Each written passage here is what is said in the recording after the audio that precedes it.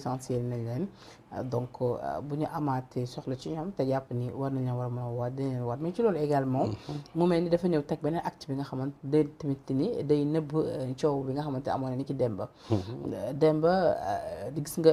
coow yi nga xam amoon na ci véhicule yi nga xamante ni mairie bi réceptionné na ko donc ñu gis ci ñu bëri joxeñ ko baaraamu tuuma ni ko yaa ngi bëgg soppi xar kanam ni da nga bëgg ñëw indi lu bees ba pare nga ñëw bëgg reproduire même chose yi nga xamante ni ñi fi jaawoon def nañ ko à savoir peindre ces véhicules aux couleurs de Pastef. waaw mais nag loolu aussi je crois que nit ñi seen information dafa des. parce que lii c'est les couleurs de Pastef en tout cas statutairement les couleurs de Pastef c'est pas le vert blanc les couleurs de Pastef c'est le vert et le rouge léegi nag ñoom seeni militants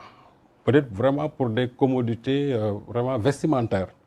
bu ñuy ni ñuy confectionner seen t-shirt yi c'est du blanc boo xamante ni danañ ci def du vert mais dans les statuts du parti li ca nekk mooy c'est le rouge et le vert ça ce sont les couleurs officielles du parti te li ma jaaxal aussi mooy nee naa leen très souvent les journalistes ne s'intéressent jamais au train qui arrive à l'heure toujours ñoom les trains qui n'arrivent pas à l'heure moom moo leen di intéressé parce que hier Sonko il a réuni la population de Ziguinchor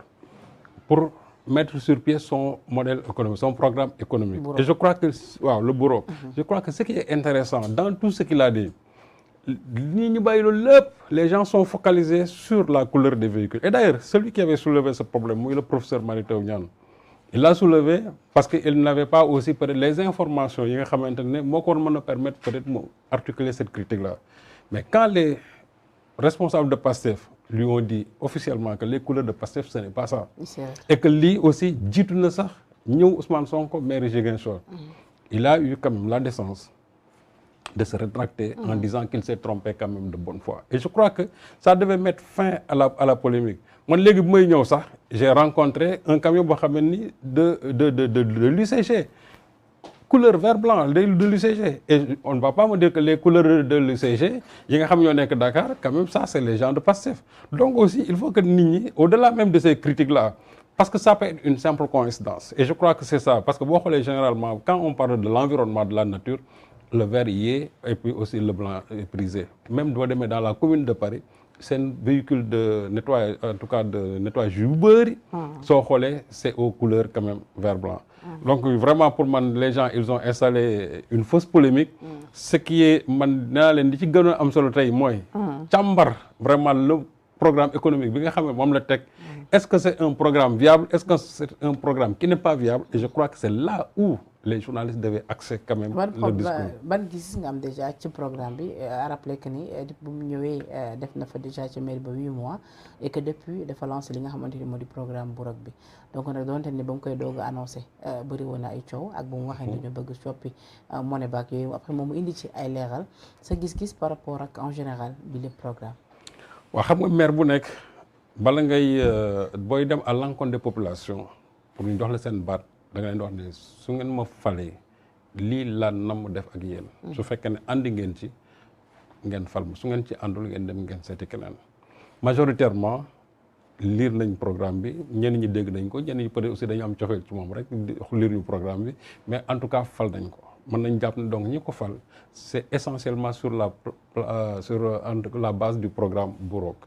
te articulé na vraiment comment il compte faire avec son programme. démb ma dajale population yi pour wax leen ne on va lancer li taxoon yéen ngeen fal ma. Et je crois que loolu c'est déjà un premier pas. Et loolu un maire toujours da nga war a nekk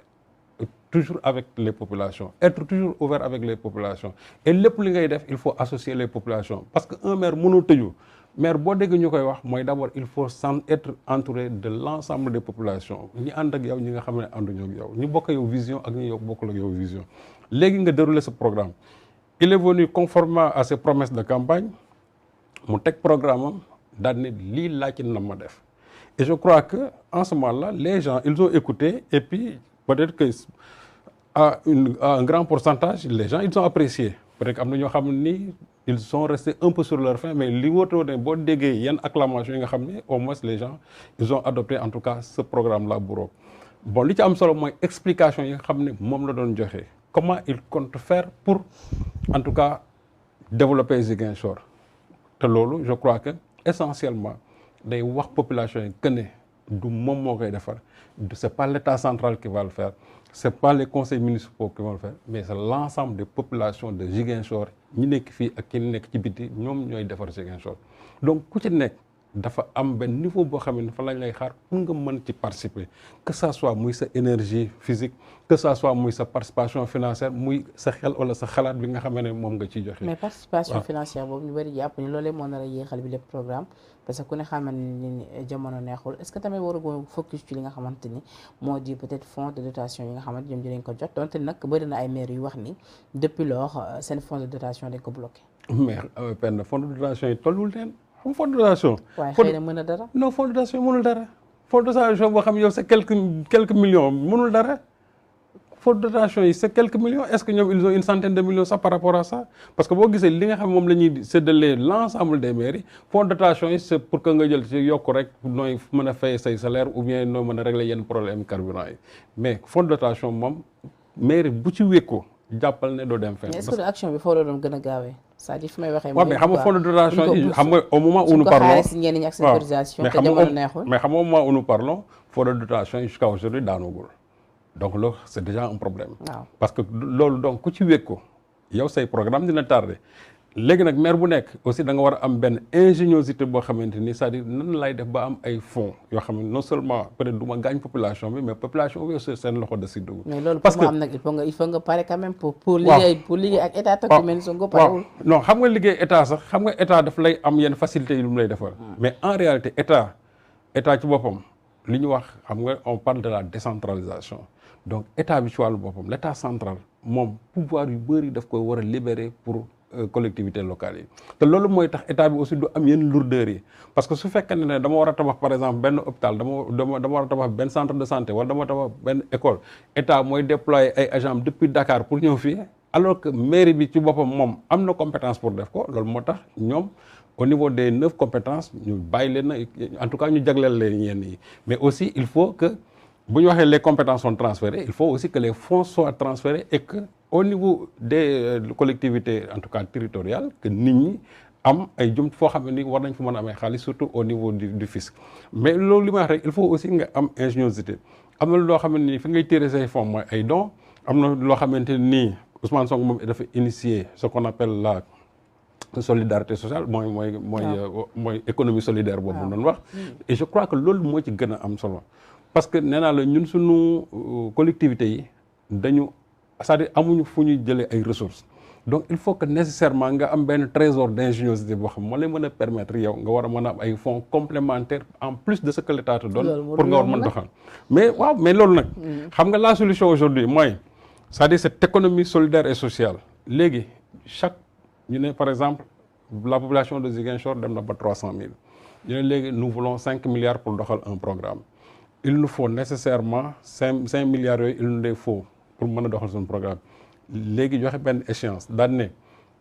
bu fekkee ne dafa am ay catégorie de population xam moom la ñuy ciblé ñu ne leen il faut ku ci nekk nga joxe 50 000 francs 50 000 francs bu fekkee ne tant de personnes joxe nañ ko on peut atteindre les 5 milliards et en réalité gis nga loolu ce n'est absolument rien il suffit tout simplement que les gens s'organisent pour ñu war a mën a génne loolu et il a donné l'exemple de Touba waa Touba ca kaw ca kanam je crois ñoom boo gisee ni ñu mën a mobiliser des fonds en quelques jours c'est parce que tout simplement mooy le concept boobu nga xam ne Ousmane Sonko moom la wax d'ailleurs Ousmane Sonko sax nee na il va amener une équipe boo xamante ni au niveau de Touba pour ñu war a mën a inspirer foofu parce que dès l'instant que Touba construit na de modèle pour loolu et ñun je crois que nous devons être fiers de nos propres modèles bala ñuy dem di jël en Europe ñu ne le modèle européen ou bien le modèle asiatique on a des modèles locaux te modèle local boobu tey gis nañ ne au niveau de Touba ça a payé pourquoi pas ñun fii ni waa Touba def pourquoi waa Ziguinchor mënuñu def noonu donc il faut que les gens aient là-bas et que aussi que ça soit un problème de bonne volonté parce que murid yi lépp lu nga xam ne moom la ñuy def toujours c'est dans le concept de l'économie solidaire et sociale les mourides n'attendent rien de l'État tey bu xalif bi taxoon ne on attend 1 milliard on attend 2 milliards 3 milliards 5 milliards bëgg nañ ko fi ak 10 jours voilà 10 jours yi mat di nga gis ne mouride dinañ mobiliser wu te pourtant doo sentir ne sax que ñoom gaañ na leen plaisir sax la ci nit ñi am parce que jàpp nañ ne loolu dafay jëm ci yoonu yàlla fii aussi je crois que il faut que ñun suñu population yi citoyens yi il faut ñu dem ba egsi quand même ci degré de citoyenneté boobu. xam ne tey man su ma defee 50 000 ci li nga xam moom la maire bi laaj la may jural dina ëpp 50 000 foofu. par exemple waa Jakarta ñi yore Jakarta yi nee nañ leen chaque jour joxe leen 100 francs sur plus de 7000 Jakarta demain ñoom la ñuy joxe dina leen mën a servir que yoon yi ñuy jaar ñu war a leen ko mën a pavel ou bien ñu am yenn conditions yenn facilités yi. parce que loolu aussi je crois que c'est ça qui est important nit ki dërëmam bi muy joxe war na mën a gis aussi en retour ci moom la muy yëngatu que ne lii servir na ko. mais li bon kay mooy. chaque jour nit ñi joxe te heure boo ñëwee marché ndox yi di couler tali yi heure boo fi jaaree creux yi finalement di ko man xaalis bi mooy dugal man fan la may génn. et je crois que concept boobu. moom la Sonko bëgg a doxal tey. et loolu aussi je crois que il faut que les populations de Ziguinchor en soient conscientes. bu ñu adhéré ci discours bi il faut que aussi li ñu leen di proposer dans le discours que ñoom ñu adhéré ci c'est vrai que jamono métti na mais nit ñi en ce moment il faut faire des sacrifices pour nga war a mën a am yenn yi nit ki des fois nga dagg sa bopp pour que demee nga war a mën a acquérir loo xamante ni mooy ëpp li nga xam ne moom nga joxoon mais loolu aussi ça demande des sacrifices. Alors, mais si les gens ne le font pas je crois que ça risque tout simplement de plomber en tout cas le concept de Burok.